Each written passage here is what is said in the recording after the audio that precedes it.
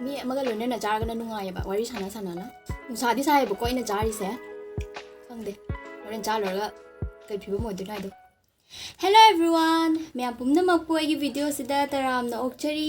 अदो मैं ngasi di ai chicken mukbang tor ke to bane ado kasum mathil ka yaude yen thongba khaktane bu ko ate kisum yaude tilhau ga yawe ate di kasum hen ba yaudre ma'am si khaktane ado sidana mahi leire gravy ado mahi se sida hijan jara ke ba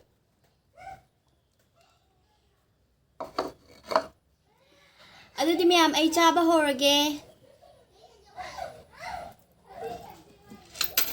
सोने ngang सिसु याम लांग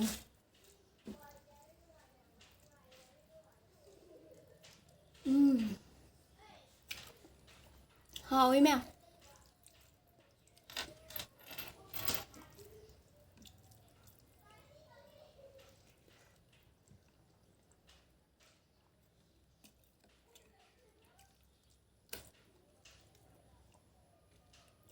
yenthongba se akhoi pan loina pirak pane bu ko dubai na dum mukbang to thoke na to thok pani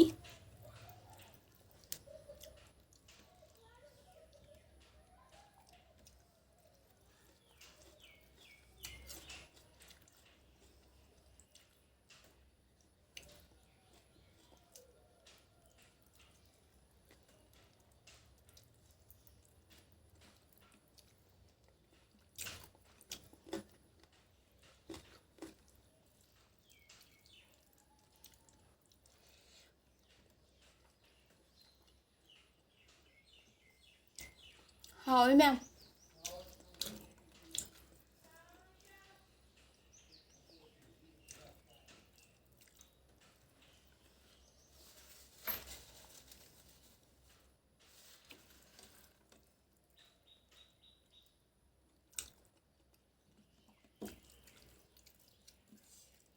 हावी है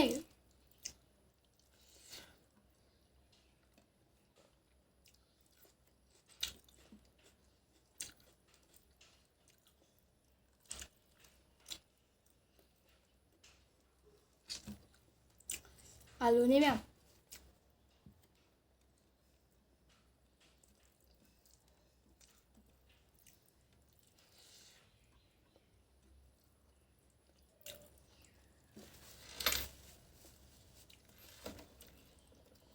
ngasi di thần tôi na trà đấy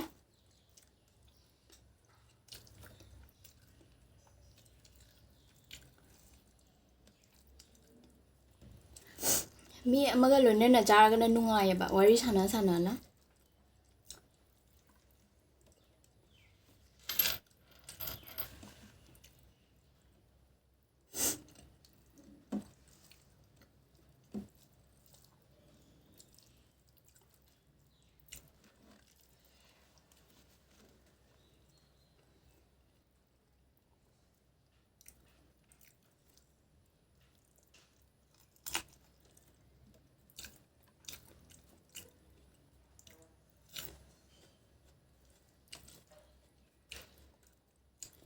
करी पत्ता है मारे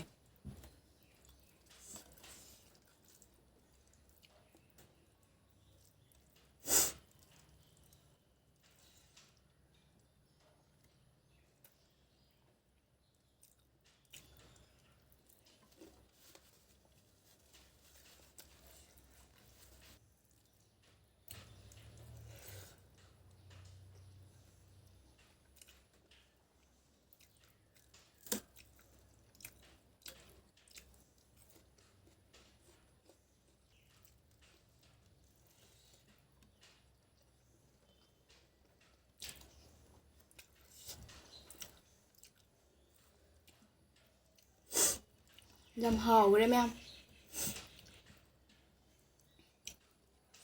em sa đi sai bộ coi nó trả đi sẽ không để họ lên trả rồi đó cái phiếu một đứa này đâu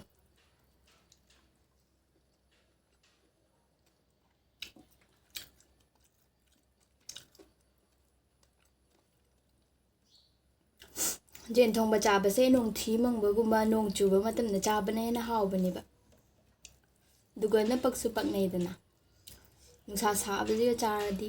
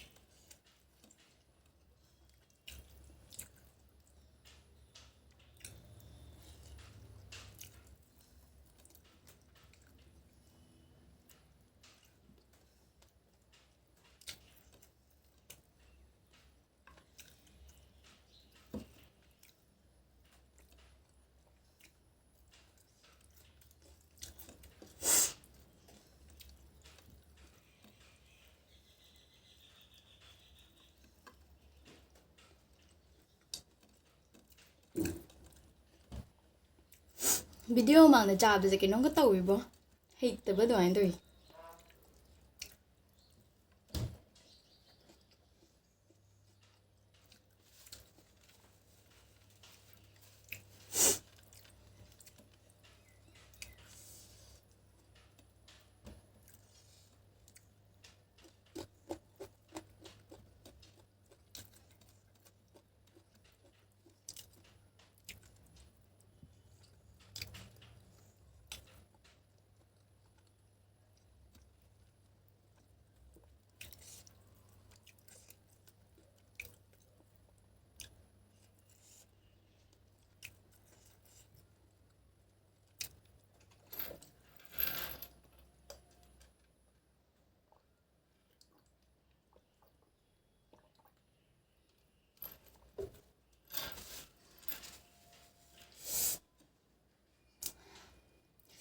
Udi ma'am ai video se so ai dalo lage ai chaba ngamdre boko ai jen je chai haina haiza bai wani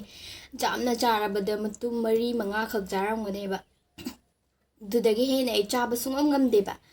ado mutum ani khak le me ado isi chaba ngamdre adudi ma'am ai video se so ai dalo lage ma'am ai video se nona phangbi boragadi subscribe to biramu boko support to biu ma'am support to bele pigano adudi ma'am ai video se sai de lush lage mathang nong phang narasi bye